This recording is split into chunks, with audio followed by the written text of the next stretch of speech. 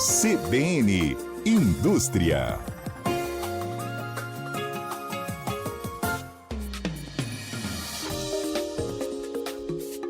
Oi, Pri, apareceu de novo, tudo bem? Hoje você tá, como dizem na questão ali das paletas, você está, como é que é, monocromática? É. Tudo de rosa hoje? Tudo de O pessoal tá rosa. podendo ver aqui nas nossas imagens. Joia, adorei essa Tá baita televisão aqui. Mas agora muito vocês legal, podem ver, né? muito Não dá pra chique. ficar olhando lá, senão fica meio estranho. É, parece ser muito chique, muito chique. Acompanha a coluna CBN Indústria pelo YouTube e Facebook, agora ao vivo, e também depois a gente tem os cortes das entrevistas também na íntegra e aqueles cortezinhos do Instagram com os principais pontos. Tudo bem, Pri? Tudo ótimo, tudo certinho. Você já tá pensando nas férias, Pois então? olha, é isso? eu imaginei que você ia comentar. Falei, meu Deus, essa mulher vem aqui em outubro falar sobre férias, né? Ela deve estar desejando as férias, mas é exatamente por causa desse lapso temporal aí, desse período limite que a gente tem, porque outubro é um mês onde a indústria precisa pensar em férias. E por que a gente diz indústria? Porque a indústria trabalha muito com férias coletivas, né? Então, não que comércio, né, e serviço não trabalhe, mas é que o comércio e o serviço se aquecem nesse final de ano. Então, não tem como eu falar assim, não, vamos dar férias coletivas no final de ano para o comércio ou para o serviço, que é a época das férias, é onde aquece mais. Mas, em contrapartida, a indústria costuma fazer muito essa questão das férias coletivas e esse é o mês, o momento limite.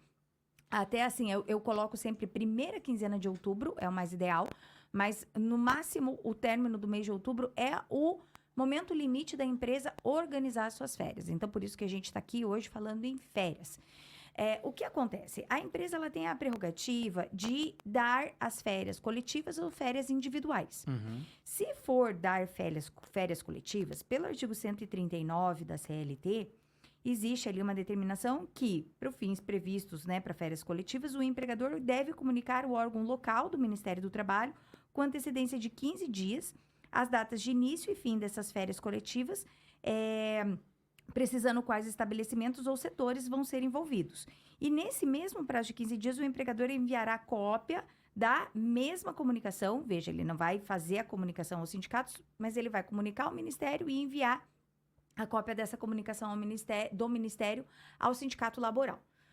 Então, a gente precisa dessa antecedência de 15 dias. Até você fazer a comunicação, organizar, por isso que isso precisa ser feito no mês de outubro.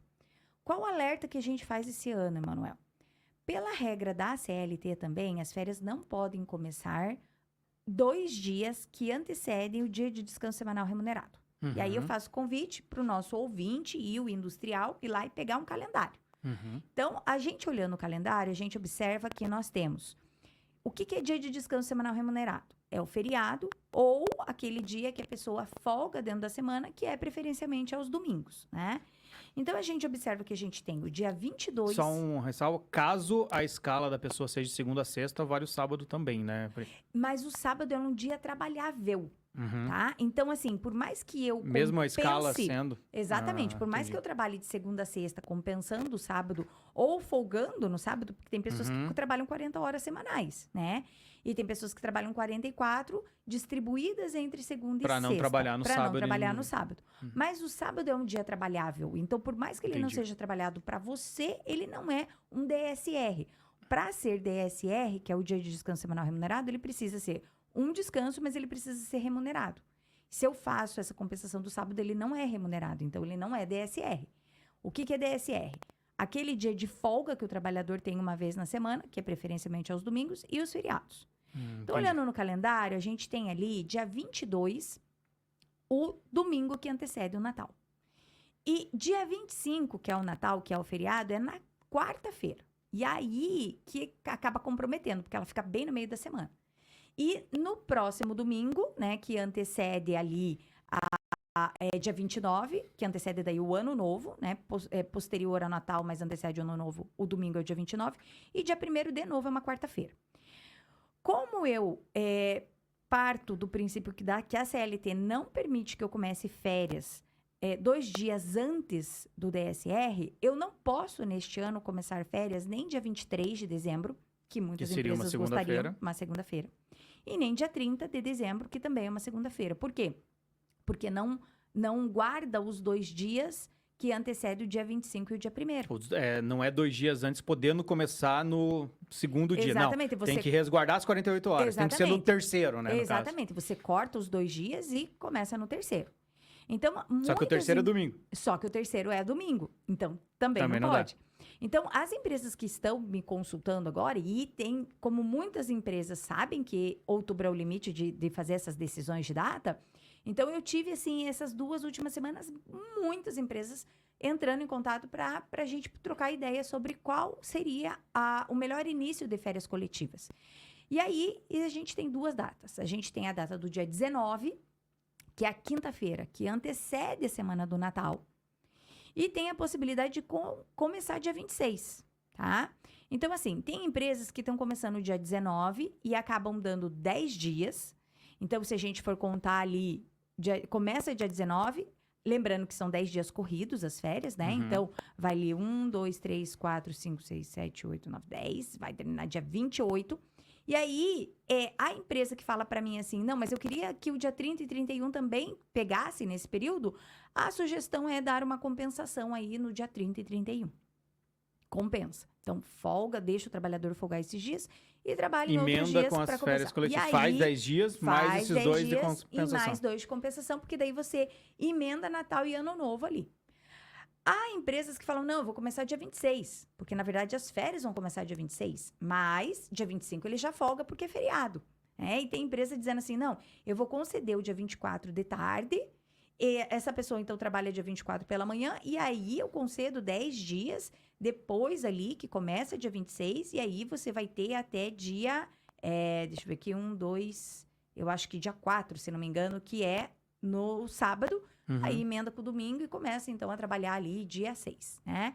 Então, assim, o alerta que a gente faz é para que a empresa entenda, né, na distribuição dessas férias, se a opção dela for férias coletivas, que ela precisa começar dia 19 ou dia 26, que ela não pode começar dia 23 ou dia 30. A gente já vai fazer mais contas aqui com a Pri, ela vai ficar mais um pouquinho com a gente. Antes tem o repórter CBN, né? A gente precisa entrar com a rede nacional. Já já a gente volta, depois do repórter CBN, direto com a coluna CBN Indústria, com a Priscila Garbellini.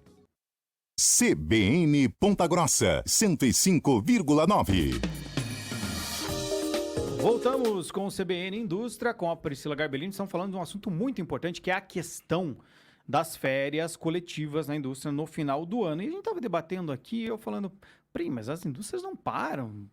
As indústrias não param. E ela me falou que é até frequente parar, até mesmo indústrias maiores, fazer um esquema nesse sentido. Como que é isso? Porque a gente pensa, a indústria nunca para, né?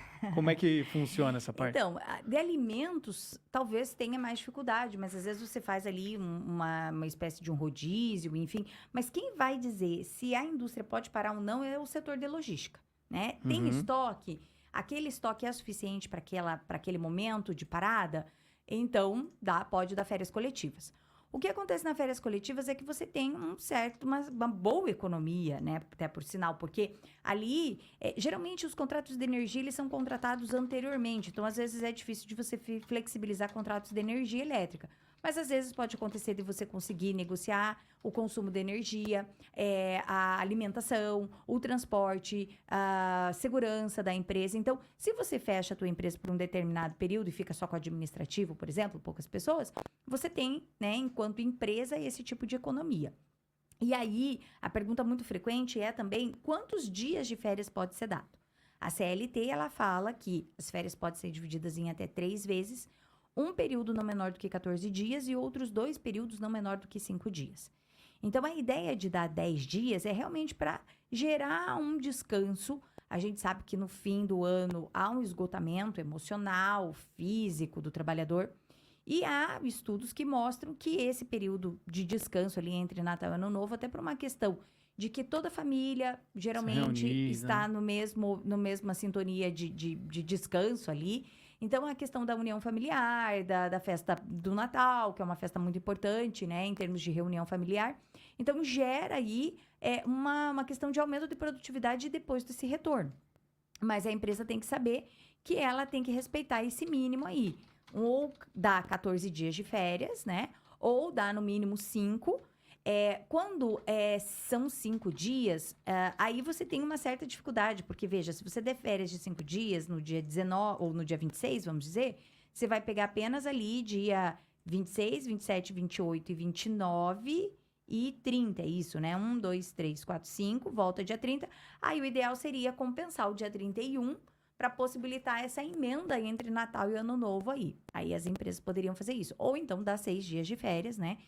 Fazendo aí que respeite esse período mínimo de 5 dias. Então, daria para dar 6 dias de férias, iniciando o dia 26 e encerrando aí dia 31. Pega ali o dia 1º, que é o feriado, e a pessoa volta a trabalhar dia 2. Também tem essa oportunidade.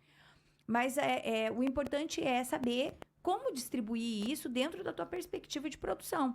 Então, por isso, Emanuel, que a gente diz que o limite é pensar isso em outubro. Porque se eu deixar para pensar isso lá no dia 20 de novembro, eu vou ter muita dificuldade de levantar as informações se eu posso ou não tirar férias coletivas, levantar as informações de que setor eu vou dar férias individuais ou coletivas, né? Se pode ter quantos dias seriam essas férias. Então, tudo isso precisa ser pensado, precisa ser projetado, e é por isso que a gente fala que férias de fim de ano a gente pensa em outubro. Pois é, tem que pensar antecipadamente para já estar mais antenado e conversar com sua equipe também, né? Para ser algo legal para a própria equipe e para estar preparado para esse tipo de situação. Priscila, obrigado aí pelas informações, por todo esse conhecimento para trazer. Muita gente vai se alertar, falar, opa, tá chegando o final de outubro, melhor antecipar isso daí. Exatamente, preciso pensar nisso. E na semana que vem a gente vem trazendo um outro tema que está sendo bastante discutido, que são os feriados. Nós temos muitos feriados caindo no sábado, então como proceder com os feriados semana que vem? Fiquem ligados. Parece aí. que nem tem, né, feriado, muita gente diz isso. Um ano sem feriado no domingo e no final de semana é brincadeira. Tinha que ter uma lei que empurrasse para segunda ou puxasse para sexta. Dia posterior, né? Que nem pagamento.